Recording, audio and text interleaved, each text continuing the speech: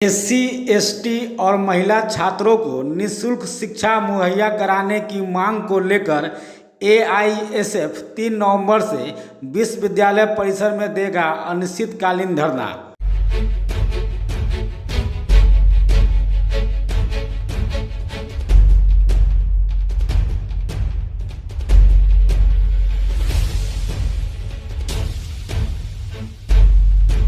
विश्वविद्यालय एवं अंगीभूत कॉलेजों में अनुसूचित जाति, अनुसूचित जनजाति एवं महिला स्टूडेंट को निःशुल्क शिक्षा मुहैया कराने को लेकर एआईएसएफ 3 नवंबर से विश्वविद्यालय परिसर में अनिश्चितकालीन धरना देगा, जिसकी जानकारी सोमवार को एआईएसएफ के जिला अध्यक्ष कंचन कुमार ने गेस्ट हाउस में आयोजित प्रेस वार्ता में दी। उन्होंने प्रेस को संबोधित करते हुए बताया कि जिस वक्त जीतन राम मांझी बिहार के मुख्यमंत्री थे, उसी वक्त अनुसूचित जाति, अनुसूचित जनजाति एवं महिला विद्यार्थियों के लिए निःशुल्क हायर एजुकेशन की व्यवस्था की गई थी। शिक्षा का शुल्क सरकार को देना था। इस दौरान कई विश्वविद्यालयों ने इसे लागू भी किया, लेकिन बिहार विश्वविद्यालय ने इसे लागू नहीं किया। इस मामले में वर्ष 2020 में हाई कोर्ट में एक याचिका दायर हुई, जिसका निर्णय 2022 में आया और महिलाओं, अनुसूचित जाति एवं अनुसूचित जनजाति के विद्यार्थियों को निःशुल्क उच्च शिक्षा देने की बात कही गई। 2015 के बाद से शुल्क देकर दिए गए एडमिशन की राशि वापस करने का भी निर्देश मिला, लेकिन जब शिक्षा विभाग के सचिव ने विश्वविद्यालय से अनुसूचित जाति, अनुसूचित जनजाति एवं महिला विद्यार्थियों का नामांकन पंजी मांगा तो विश्वविद्यालय ने उन्हें उपलब्ध नहीं कराया, जिस वजह से विश्वविद्यालय को इन छात्रों के शिक्षा की राशि नहीं मिल सकी है। अब विश्वविद्यालय का कहना है कि सरकार जब राशि देगी तब विद्यार्थियों का राशि लौटा दिया जाएगा, लेकिन ऐसा हो नहीं रहा है।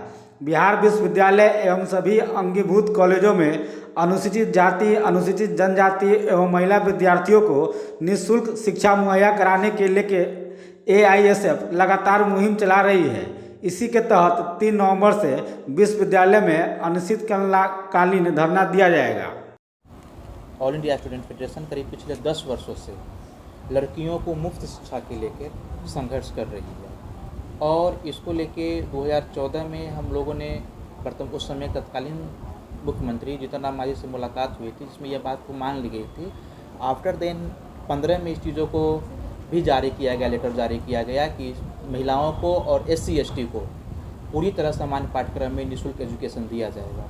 इसके बावजूद छोटे मोटे आंदोलन के जगह पे कई विश्वविद्यालय और कॉलेजों में ये प्रक्रिया लागू हुई, लेकिन बीच के दिनों में हुआ क्या, इस विश्वविद्यालय इस चीज़ को लागू करने से इनकार कर दिया गया और जब सीबीसीएस करिकुलम पीजी में आई तो विश्वविद्यालय ने कहा कि मतलब कि इसको पुनः लेने लगा। फिर इसको लेके 2020 में हम लोगों ने पुनः हाई कोर्ट में एक याचिका दायर किया और याचिका दायर करने के दौरान जो एक चीज़ आपको मतलब कि याचिका दायर करने के बाद हम लोग सुनवाई हुई, लगातार सुनवाई के दौरान 2022 को लिखित जजमेंट आया।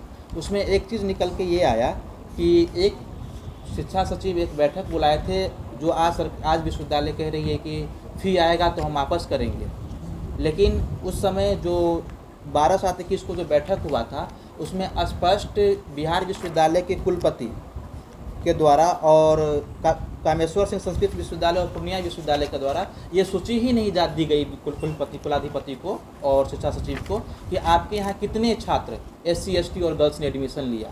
यदि उनका कुछ डिमांड दिया जाता तो शायद ये रुपया दिया जा गया था। सरकार विश्वविद्यालय कह रही है कि पैसा नहीं आ रहा है, सब सरकार पैसा नहीं दे रही, लेकिन आप जब ये एफिडेविट में शिक्षा सचिव जो दायर करते हैं वहाँ पे उसमें लिखते हैं कि जो आई थिंक करीब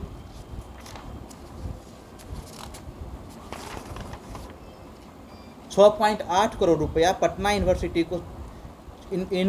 को दिया जा चुका था और बाकी यूनिवर्सिटी जो था इधर एलएनएमयू हो या फिर मगध यूनिवर्सिटी हो, वीर कुंवर सिंह विश्वविद्यालय हो, तिलका मांझी विश्वविद्यालय हो, इन यूनिवर्सिटी को जो डिमांड था उसको देने की कोशिश की जा रही थी। अब विश्वविद्यालय को ये चाहिए कि वो हर हाल में इन छात्राओं को सेमेस्टर 1, 2, 3, 4 हो या फिर पीजी यूजी पार्ट 1, 2, 3 इस सब में निःशुल्क एडमिशन ले और जो 15 के बाद नामांकन हुआ है उस सभी छात्रों को रुपया वापस करने की बात है। और हर हाल में उनका रुपया आप वापस हो जाना चाहिए। क्या इसको परिचय हुआ आपका? मैं AISF डिस्ट्रिक्ट सेक्रेटरी कंचन कुमार। प्रेस कॉन्फ्रेंस का उद्देश्य है कि ऑल इंडिया स्टूडेंट्स फेडरेशन जो देश का पहला छात्र संगठन रहा है, हम लोगों ने 8 सितंबर को 16 सूत्री मांगों को लेकर 1 दिवसीय धरना दिया था। हमारी मांगों में सबसे पहला हमारा मांग था कि जो भी पीजी में एडमिशन हो रहा था 21-23 सेशन का, उसमें जितने भी SC ST और महिला वर्ग के विद्यार्थी हैं, हाई कोर्ट का स्पष्ट निर्देश है और बिहार सरकार का भी स्पष्ट निर्देश है 2015 से ही कि किसी भी बच्चियों से और SC ST से किसी भी तरीके का एडमिशन में कोई शुल्क नहीं लेना है। लेकिन फिर भी जो है विश्वविद्यालय के पदाधिकारी शुल्क को ले रहे हैं और आश्वासन ये दे रहे हैं कि जब सरकार हमें लौटा देगी तो हम बच्चों को लौटा देंगे। तो ये जो वॉलीबॉल खेलने का इनका मुद्दा है कि कभी इस कोर्ट से उस कोर्ट फेंकते हैं और उस कोर्ट से इस कोर्ट फेंकते हैं और इसमें बच्चे परेशान होते हैं और उनकी पढ़ाई बाधित होती है। और हमारा दूसरा मुद्दा था कि जितना भी विश्वविद्यालय में कॉलेज हैं अंगीभूत, उनका जो भी फ़ी है वो समान फ़ी का, अगर कोर्स समान है तो उसका फ़ी भी समान होना चाहिए। हमारा तीसरा मुद्दा था कि परीक्षा का जो संचालन है वो नियमित रूप से होना चाहिए और हर महाविद्यालय के विभागों में और विश्वविद्यालय के विभागों में कम से कम साल में 2 सेमिनार कराना एकदम कंपलसरी किया जाना चाहिए। और हमारा मुद्दा था कि पुस्तकालय की जो व्यवस्था है उसमें सुधार की जाए। और पांचवी बात कि विश्वविद्यालय में जितनी भी तरह की क्लासेज हैं उनमें अगर बच्चे 75% उपस्थिति दर्ज नहीं कराते हैं तो विश्वविद्यालय में किसी भी स्थिति में उनको परीक्षा नहीं देने दिया जाए। ये डिग्री लेने का कोई भी मशीन नहीं है कि हम एडमिशन लेंगे और 2 साल के बाद डिग्री ले लेंगे। खैर, बिहार विश्वविद्यालय तो 2 साल में डिग्री देती ही नहीं है, 3 साल 4 साल इनका पीजी कराने में लग जाता है। तो किसी भी स्थिति में अगर बच्चे क्लास में नहीं आते हैं तो उनका भी फॉर्म नहीं भरने दिया जाए।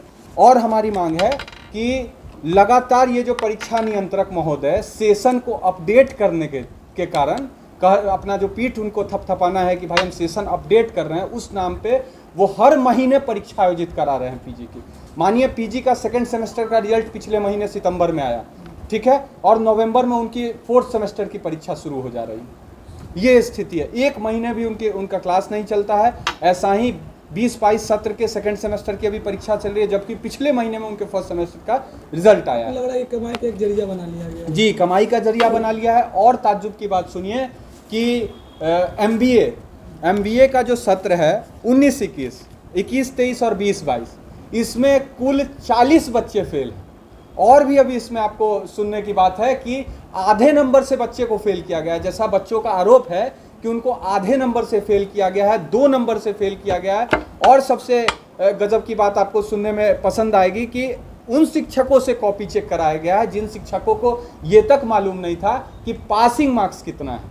उनको पता ही नहीं है कि हमको बच्चे को कितना नंबर दे के पास करना है। और तमाम तरह के बच्चे हमारे साथ बैठे हुए, आप आगे भी बात कर लीजिएगा, उनको फेल कर दिया गया है। तो यही को लेकर आगे क्या रणनीति है? आगे की रणनीति है कि गत 3 नवंबर से हम लोग ऑल इंडिया स्टूडेंट फेडरेशन अनिश्चितकालीन धरने पे बैठेंगे तमाम मुद्दों को लेकर के। जो भी हमारे मुद्दे 8 सितंबर को नहीं माने गए थे उन सारे मुद्दों को लेकर के और हम लोग बैठेंगे। और हमारा मुद्दा ये भी है कि पीजी की जो कॉपियां हैं उनकी जांच अयोग्य शिक्षकों से कराई जा रही है। जो शिक्षक यूजी को पढ़ाते हैं, जिन शिक्षकों का भी एक्सपीरियंस 5 साल का भी नहीं है, जबकि यूजीसी कहती है कि जिनको 5 साल पढ़ाने का एक्सपीरियंस नहीं है पीजी में, उनको पीजी की कॉपी नहीं चेक करने दी जाएगी। ना ही विषय का स्पेशलाइजेशन देखा जाता है। स्पेशलाइजेशन नहीं देखे जाने का नतीजा आप पीजी सत्र 19-21 के 3rd सेमेस्टर का रिजल्ट देखिए और तमाम बच्चे जो MBA में जिनका अभी रिजल्ट आया है, स्पेशलाइजेशन नहीं देखने का नतीजा आप देख सकते हैं कि 40 बच्चे